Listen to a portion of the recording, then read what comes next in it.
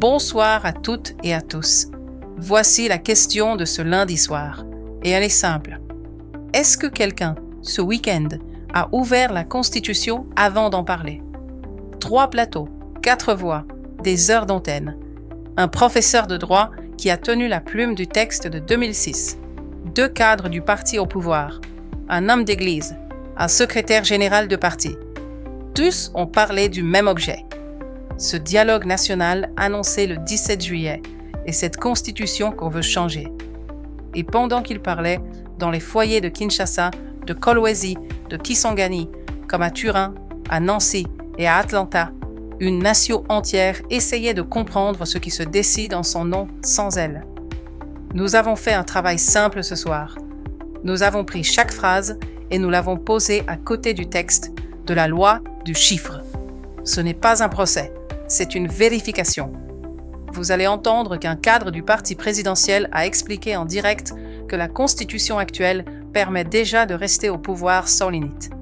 Vous allez entendre pourquoi Kinshasa nomme Kigali et jamais Kampala, alors que l'or qui sort de chez nous rapporte plus au nord qu'à l'est.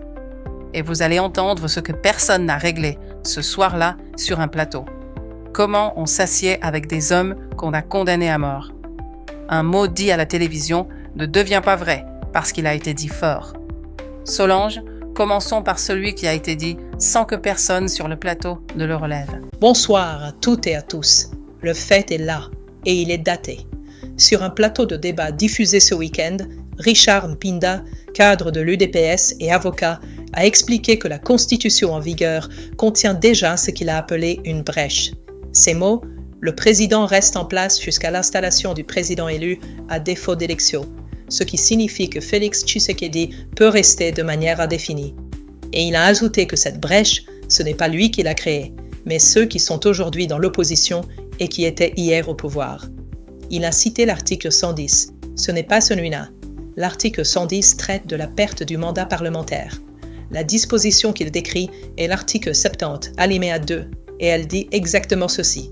À la fin de son mandat, le président de la République reste en fonction jusqu'à l'installation effective du nouveau président élu. Sur le fond, il a raison, et cela a été jugé. Le 11 mai 2016, saisie par 286 députés de la majorité présidentielle, la Cour constitutionnelle, présidée par Benoît Luamba, a dit que cette disposition permet au président en exercice de rester en fonction jusqu'à l'installation effective de son successeur, pour consacrer le principe de continuité de l'État posé à l'article 69. C'est l'arrêt qui a couvert la fin de mandat de Joseph Kabila en décembre 2016 et les 2 années qui ont suivi. Maintenant, l'autre bout du fil. Dans les travaux préparatoires que la Cour elle-même cite, ce 2e alinéa a été ajouté pour éviter le vide institutionnel. Et l'homme qui a coordonné l'équipe d'experts ayant rédigé ce texte, Bob Kabamba, l'a confirmé publiquement en 2016. L'alinéa existe pour empêcher un trou au sommet de l'État, pas pour installer une durée sans fin.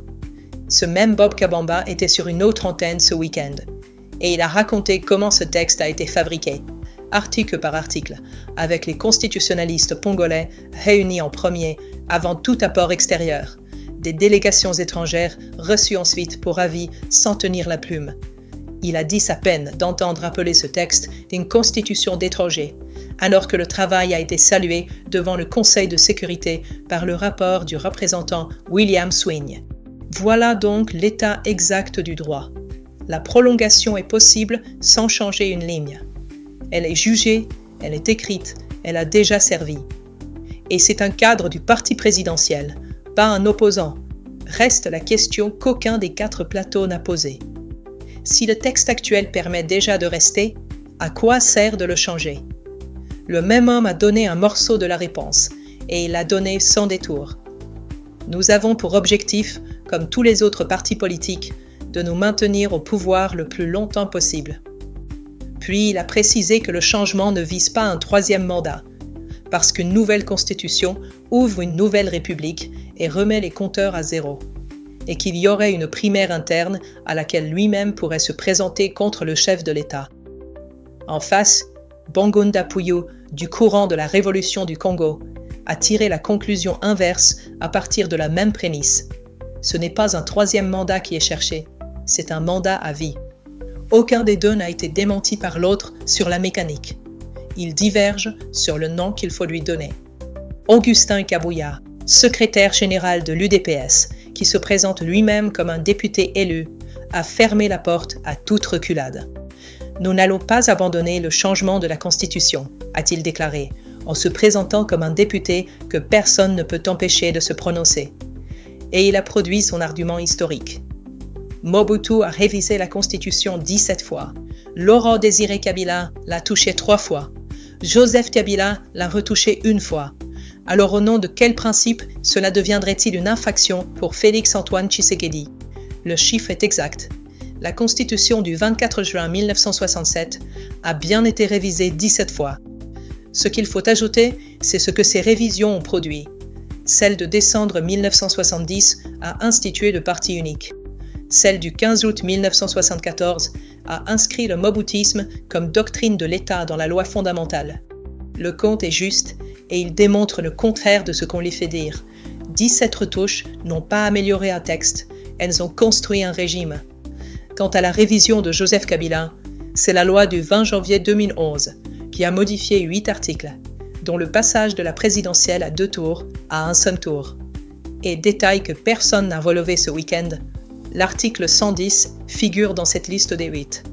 L'article que le cadre de l'UDPS a cité par erreur est précisément l'un de ceux que son propre camp a déjà modifié. Une 4e voix s'est ajoutée. L'archevêque Albert Kampienza de l'Église de Réveil du Congo a avancé sur Top Congo que 80% des Congolais seraient favorables au changement de constitution. Il a lui-même précisé le cadre de ce chiffre.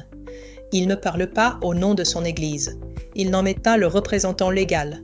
Il s'exprime à titre personnel et à partir de séminaires et de conférences organisées par sa propre plateforme. Aucune enquête publiée, aucun échantillon, aucune méthode. Nous livrons ce chiffre tel qu'il l'avance, et vous savez maintenant d'où il vient. À ce jour, aucune institution congolaise n'a publié de mesure de l'opinion sur cette question. C'est un vide et il dure.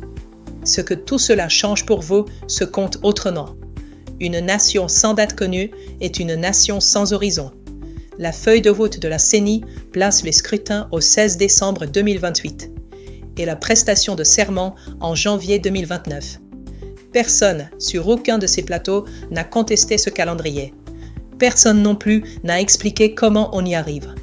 Et l'ordonnance qui doit organiser le dialogue annoncé le 17 juillet n'est toujours pas signée. 10 jours. Alors soyons précis sur ce qui est juste dans l'argument du pouvoir. Une constitution peut être révisée. Le texte de 2006 organise lui-même sa révision, et la loi de janvier 2011 prouve que cela se fait légalement, sans coup de force. Augustin Kabouya n'invente rien sur ce point. Le débat n'a jamais porté là. Il porte sur ce qu'un cadre de son parti a expliqué à la télévision, que rien n'oblige à toucher au texte pour rester. Amanda, quand un pouvoir demande une clé pour une porte qui est déjà ouverte, ce n'est pas la porte qu'il veut changer. Une clé pour une porte ouverte, Solange. C'est la phrase de la soirée et elle est sortie d'un plateau du camp présidentiel, pas d'un meeting de l'opposition. Ce que la nation doit retenir tient en une ligne. Le pouvoir de durée existe déjà dans le texte de 2006. Il a été jugé en 2016 et il a déjà servi. Tout le reste est une question de nom. Et puisque nous parlons de ce qui est nommé et de ce qui ne l'est jamais, il y a un pays qui n'a été prononcé sur aucun de ces plateaux, alors qu'il est peut-être le plus gros bénéficiaire de notre guerre. Il a été prononcé une fois, sur une seule antenne, et sous la forme d'un chiffre. Bob Kabamba a posé une arithmétique que notre classe politique ne pose jamais. Il affirme que l'or rapporte au Rwanda environ 900 millions de dollars par an, et à l'Ouganda plus de 4 milliards. Il ajoute que l'Ouganda exportait à peu près 120 millions de dollars d'or par an avant son intervention à l'est de notre pays, et que ce chiffre a explosé. Il en tire une question, et c'est la bonne. Pourquoi Kinshasa tape-t-il toujours sur Kigali et jamais sur Kampala? Nous avons vérifié ces montants. Ils sont faux dans les deux sens, et la réalité est plus lourde que sa démonstration. Pour le Rwanda, le Premier ministre Edouard Ngirente a présenté ses propres comptes devant le Parlement rwandais le 27 mars 2025. 19 tonnes, 397 kilos d'or exportés en 2024 pour 1,5 milliard de dollars, soit 88% des recettes minières du pays. Pas 900 millions, 1,5 milliard. Pour l'Ouganda, le président Yoweri Museveni a chiffré lui-même les exportations d'or à 3,788 milliards de dollars dans son discours sur l'état de la nation. La Banque d'Ouganda a porté ce montant à 5,8 milliards sur l'année s'achevant en novembre 2025. Et l'accélération est brutale. 201 millions de dollars en 2022, 2,3 milliards en 2023, 11 fois plus en 12 mois. Un rapport du groupe d'experts de l'ONU publié début juin 2026 confirme cette incohérence. Les 62 tonnes d'or record déclarées à l'export par l'Ouganda en 2025 ne correspondent à aucune production nationale plausible. Les mêmes experts pointent l'Ituri, où les exportations officielles de minerais n'ont atteint que 559 kilos en 2025, alors que la production réelle s'y compte en tonnes. Une correction, en revanche, s'impose sur un point. Bob Kabamba présente l'Ouganda comme le premier exportateur d'or d'Afrique. Les données commerciales ne le confirment pas. L'Afrique du Sud et le Burkina Faso exportent davantage en valeur. L'Ouganda n'est pas premier. Il est simplement le plus inexplicable, car voilà le cœur du dossier. Et il n'a rien d'un détail comptable. Ces deux pays réunis ont sorti plus de 5 milliards de dollars d'or en une année. Aucun des deux ne dispose d'un gisement industriel capable de justifier ces volumes. Paul Kagame lui-même, devant la presse, le 27 novembre 2025, a reconnu qu'une partie de l'or négocié au Rwanda provient de notre pays. Personne à Kampala n'a jamais fourni cette explication. Et Bob Kabamba ajoute un élément que nos autorités ne relèvent pas davantage. Le Burundi, allié de Kinshasa, dont les militaires meurent sur l'axe Masisi et par lequel transitent des minerais du Sud Kivu, n'est jamais nommé non plus. Durant les mois passés, nous avions déjà annoncé dans nos éditions comment l'Ouganda utilisait notre or pour gonfler sa propre production déclarée. Quant au Rwanda, il n'y a presque rien à ajouter, car même en se concentrant uniquement sur le coltan, on savait déjà que ce pays partage l'or qui sort de Rubaya.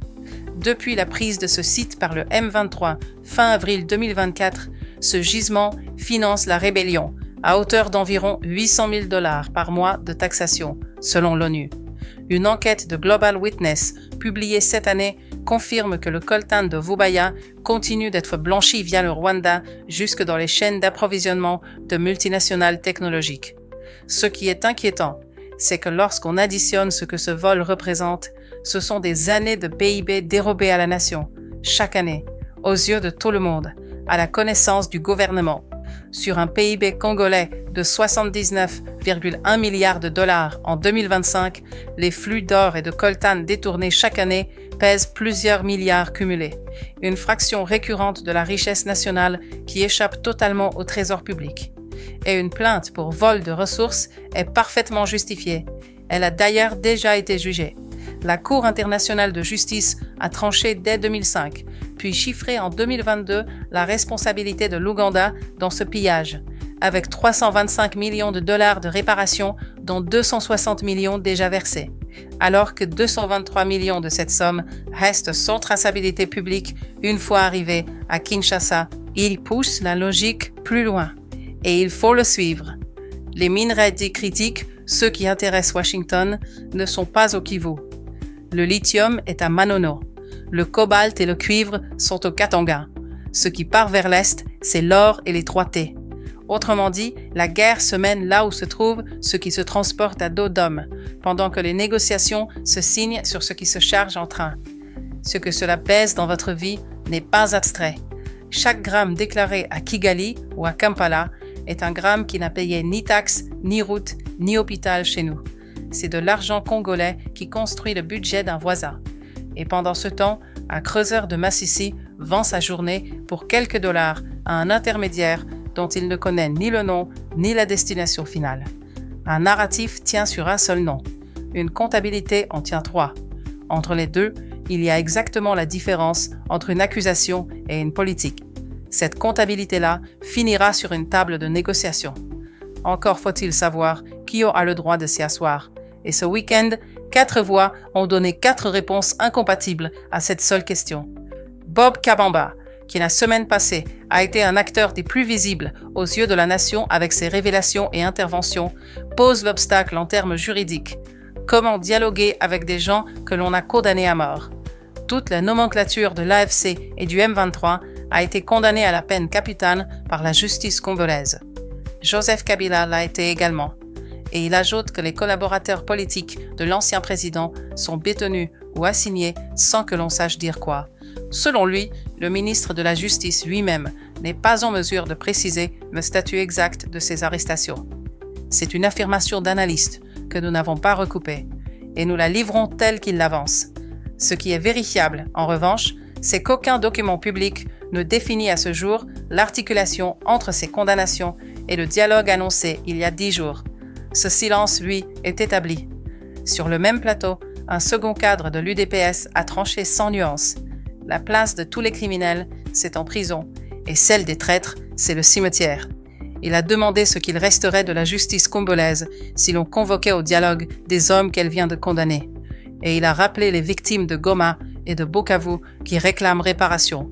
Bandonda Puyu, du courant de la révolution du Congo, a soutenu l'inverse, en s'appuyant sur le terrain plutôt que sur le code.